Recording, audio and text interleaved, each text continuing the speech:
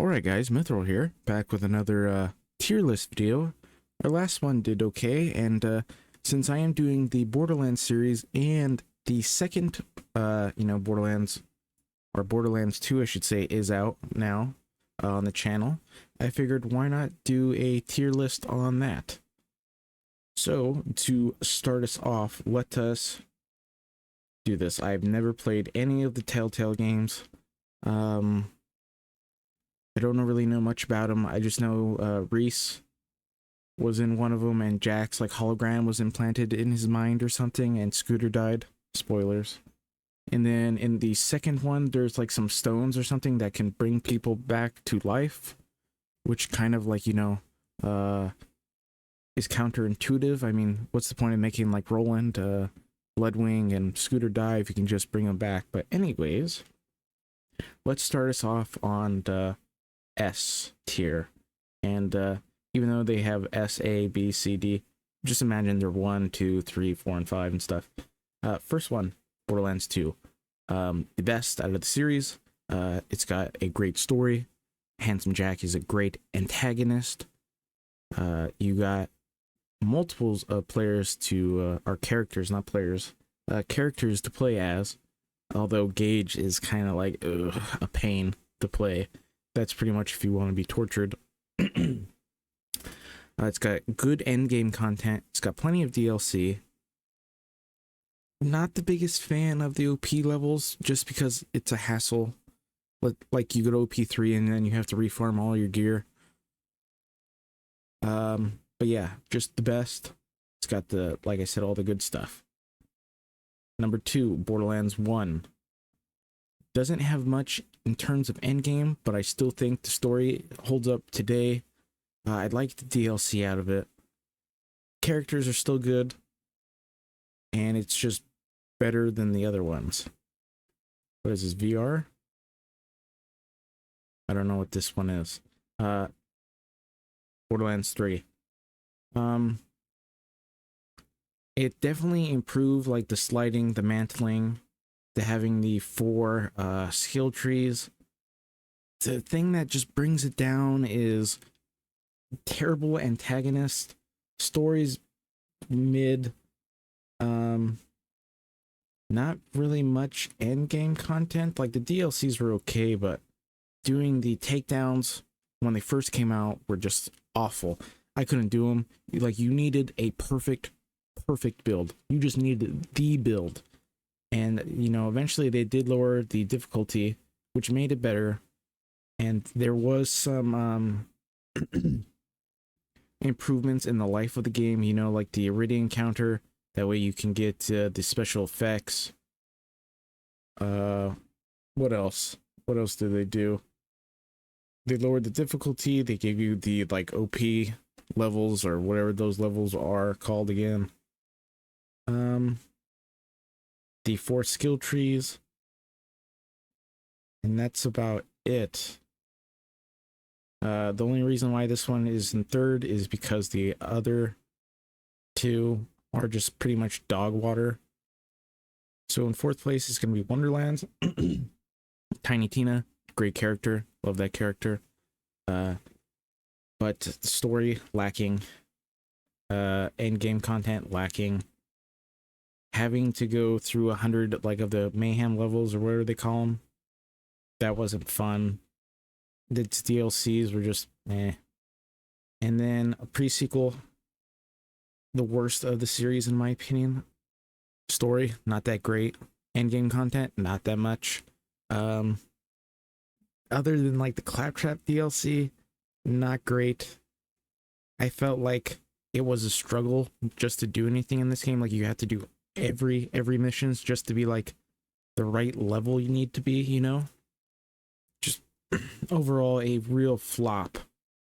And I think this is VR, but since it's Borderlands 2, I mean, it could go up there, but we'll put it there because I never played VR. And then, all right, now DLC. It looks like someone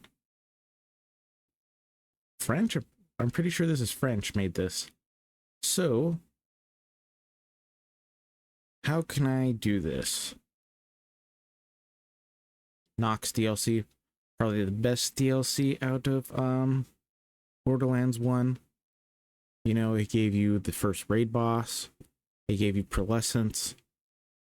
It was long-ish. It was just like the best one, and the story was okay. I mean, it pretty much just like continues about the Atlas Corporation. And then the Dr. Ned, in my opinion, is the second best. I like the zombie stuff. I like horror. I thought that it was cool and imaginative. We get to meet TK again as a undead TK, although a little short in my opinion, but just some great moments overall. And then I would put the Robo Revolution. Claptrap, you know, your friend is now fighting against you because the Hyperion Corporation. You get a skill point at the end, and you do get that small little like armory that you can farm. But other than that, not much. And then I would definitely put the Underdome like down here, boring if I could, because it's just an arena and there's the circle of slaughters in the base game. So imagine this was like 1, 2, 3, and this one would be like way down here, but in my opinion, it's just boring. All right, now for Borderlands 2, let's see here. Let us start off with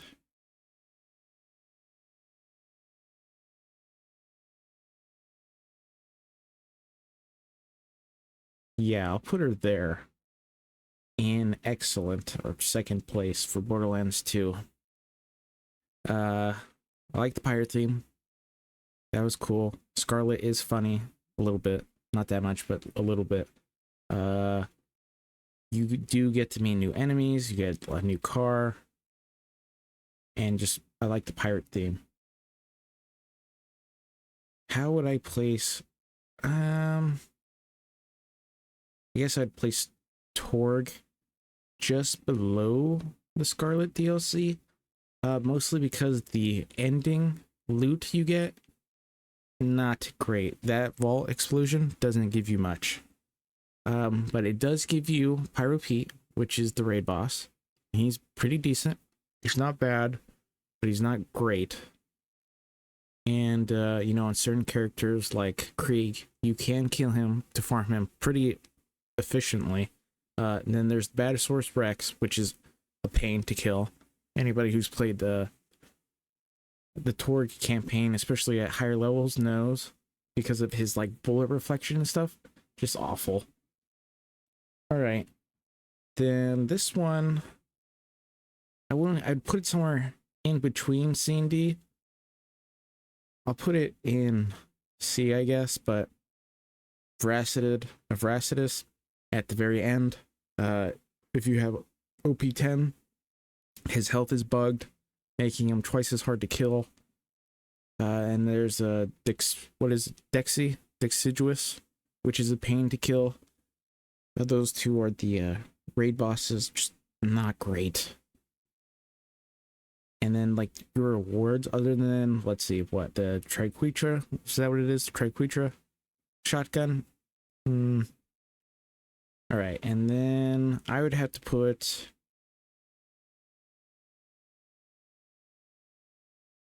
let's do this.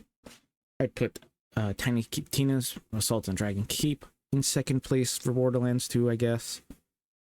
Like I said, Tiny Tina's cool. I like that. It's like a D&D campaign. You get the dragons, which are a cool raid boss, because there's a bunch of them and stuff. It's like Tina giving over her grief of losing Roland into the story, which is also kind of emotional and stuff. Not bad.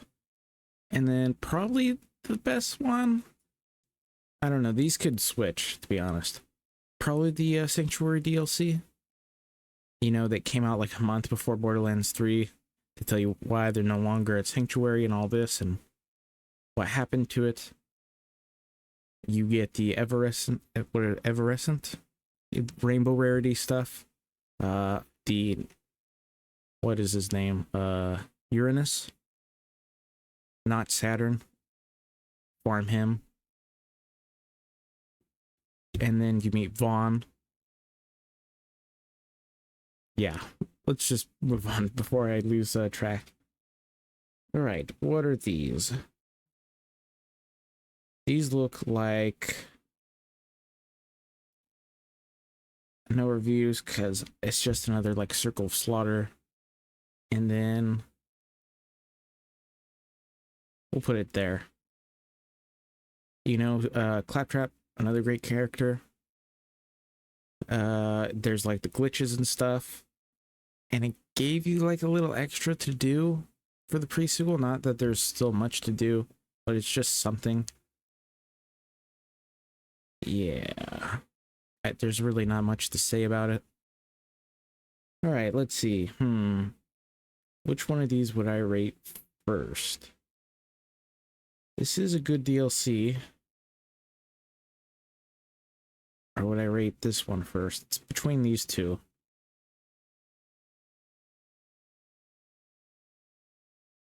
I think I would rate Love and Tentacles. Mostly because it's like a Lovecraftian DLC. You get the weird monsters.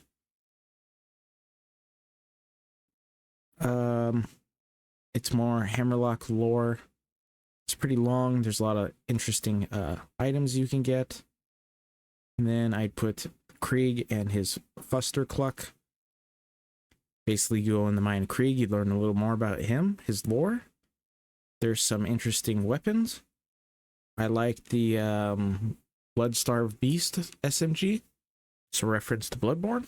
I like that a lot. And it's just a overall good DLC. Like these two, pretty similar if you look at them very broadly. Then Bounty of Blood. It's like a cowboy DLC. I did like that. New interesting creatures. New interesting place. New interesting faces. Plotline was okay. And then Handsome Jack.